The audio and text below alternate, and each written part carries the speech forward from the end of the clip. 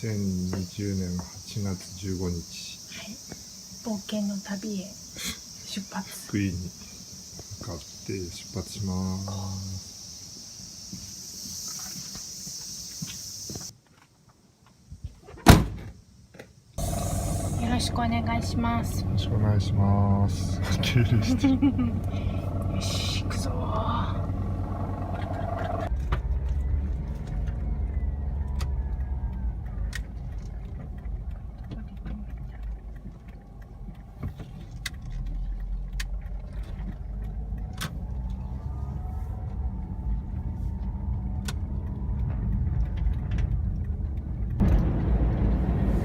朝日だ。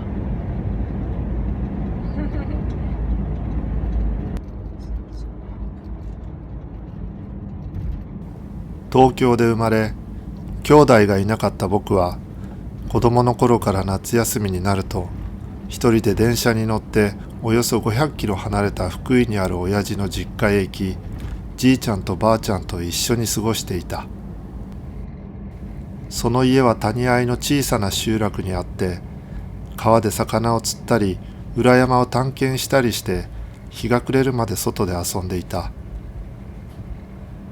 かみさんの香りも、苔を見始めると平気で一日中地べたを這いつくばっている苔マニアで、自然が大好きだ。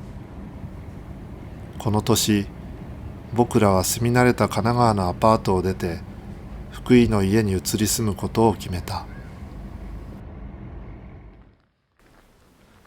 神奈川で住んでいた町は、東京湾や三浦半島の自然と鎌倉時代から続く歴史が身近にあって、僕らは町そのものを自分たちの庭のようにして快適に暮らしていた。ただ、僕らの理想は、すべてのものをお金で買う都市型の暮らしではなく、できるものは自分たちで作り、なるべく再利用していく自然に寄り添う暮らしだった。それを実現するためには、作物を作ることのできる土地と、自由にいじることのできる家が必要だった。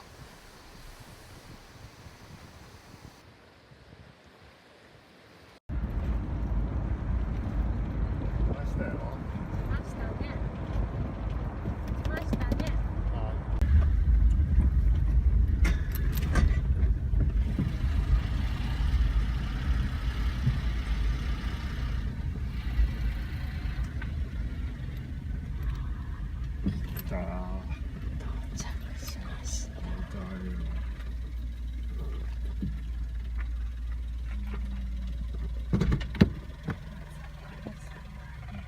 来ましたよ。やろっか。始まります。始まります。やりましょう。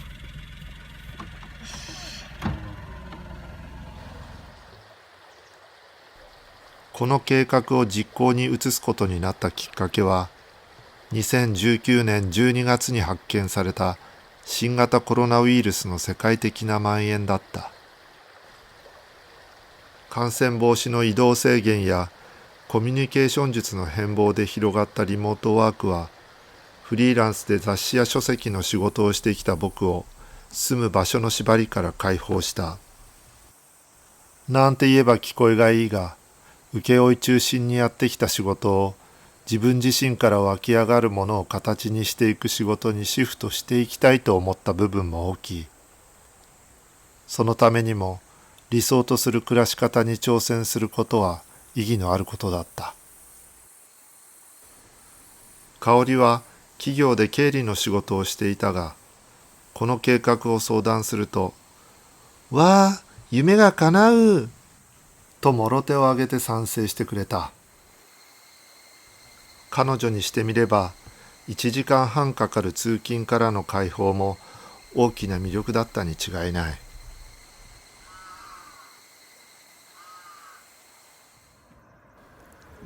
この日、インド・チベット密教を大学で教えている友人の松本さんが滋賀から手伝いに来てくれた。もうトンボがいてぴょってもう荷物も積んだまんまなんだけど、まだ。うん。ありがとうございます。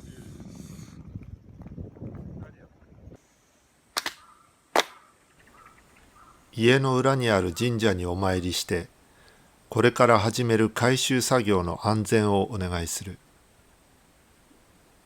今置いといちゃダメなんだよね。あ、これをね、四隅に巻くんだって。あ、そうなんだ。これを巻くの？土地のあ、そうなんだ。四隅に。へえ。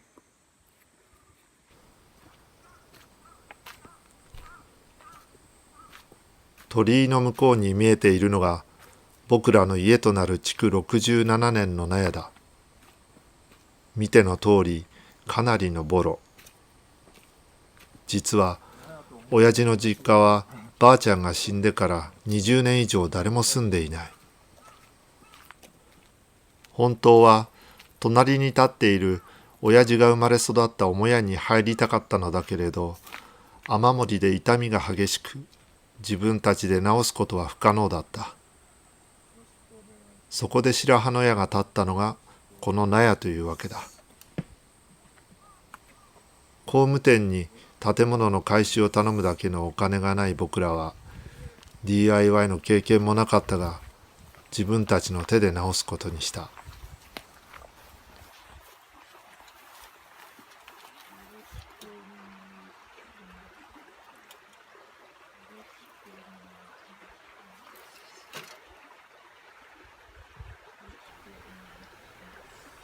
それにしてもかなりひどい状態だ。けれど新しい生活をスタートさせたいという気持ちが勝り、なんとか住めるようにしてやると意気込んでいた。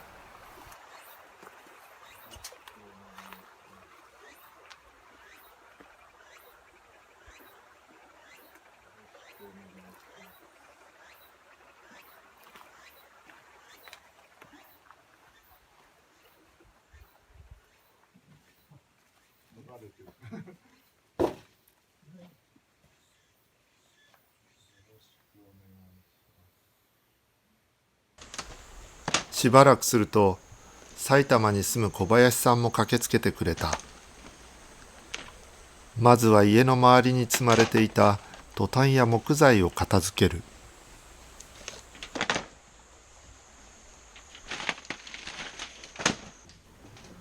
納屋の中は昔の農機具でいっぱいだった。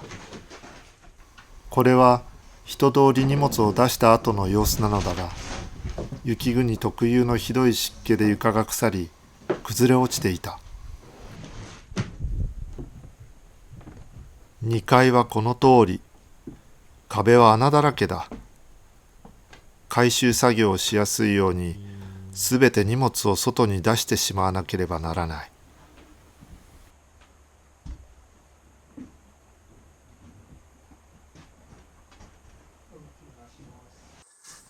下屋にはしいたけの原木や炭が大量に積まれていた。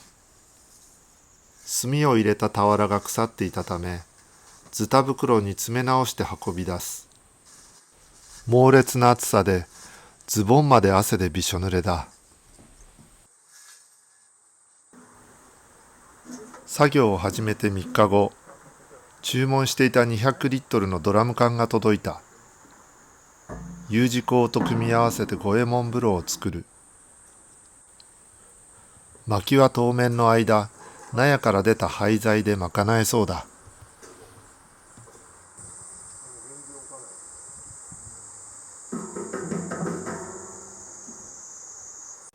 納屋の前は苔が地面を覆い尽くしていた。苔好きの香りは大喜びしていたが、ある時その苔を自分で削ぎ落とし始めた。香織先生、頑張ってますね。はい。急にスイッチ入っちゃった？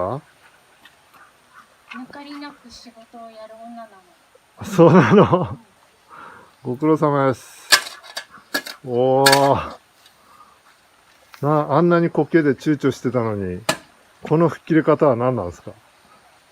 後で綺麗な苔ガーデンを作るから、そのための整備なの、今は。なるほど。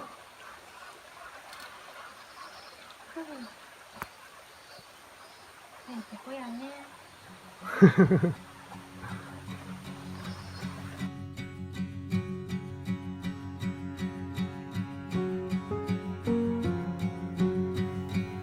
2020年夏、こうして僕らの半自給自足計画が始まった。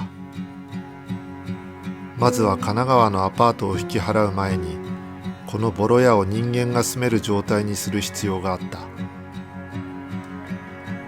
僕は福井で作業をしながら原稿書きや撮影の仕事を続けることにした。香織は神奈川に戻り、しばらく会社の仕事を続けながら休みの日に時々福井へ来て作業することになった。8月下旬に取材の仕事が入ると、松本さんと小林さんは帰っていった。取材から誰もいない現場に戻り、空っぽになった納屋をまじまじと見る。長年風雪にさらされた外壁は痩せて、ところどころ割れたりしていて張り替えが必要だ。土壁はあちこち穴が開いていて塞がなければならない。その作業を進めるには建物全体を包むように足場を組まなければならないだろう。しかしそんなものをどうやって用意すればいいのか皆目見当もつかなかった。そして納屋のため開口部が少なく、かなりの数の窓を開ける必要があった。湿気で床が落ちた1階の地面は何らかの湿気対策がいるだろう。床は高さをどこにするかから決め直さなければならない。床の水平ってどうやって取るんだろう。断熱をどう施すかは雪国の冬を越すには避けて通れない課題だ。やらなければならない作業はきりがないが、その具体的な方法もわからなかった。にもかかわらず、僕は1ヶ月半もあれば住める状態にできるだろうと根拠のない自信を持っていた。それは間もなく大工仕事をなめたど素人の勘違いだったと思い知ることになるのだが、この時はまだ知る由もない。森の思想家ヘンリー・デイビッド・ソローは言った。人生は自分自身を見つけるためにあるのではない。自分を作り出すためにあるのだ。だからあなたは思い描いた人生を生きなさいと。何はともあれ、人生の車輪はゆっくりとだが新たな方向へと動き出した。